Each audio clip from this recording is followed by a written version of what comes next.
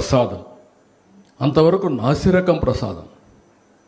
ఇప్పుడు మొత్తం నెయ్యి కానీ అన్నీ కానీ క్వాలిటీ ఇంగ్రీడియంట్స్ వాడుతున్నారు.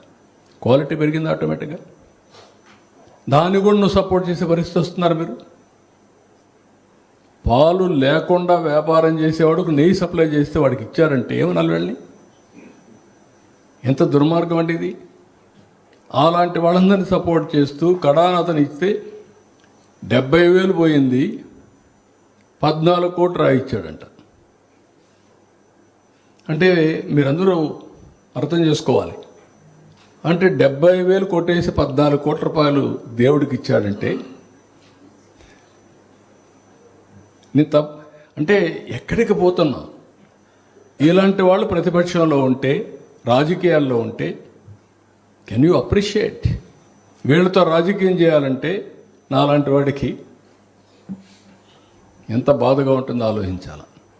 That is the problem with politician.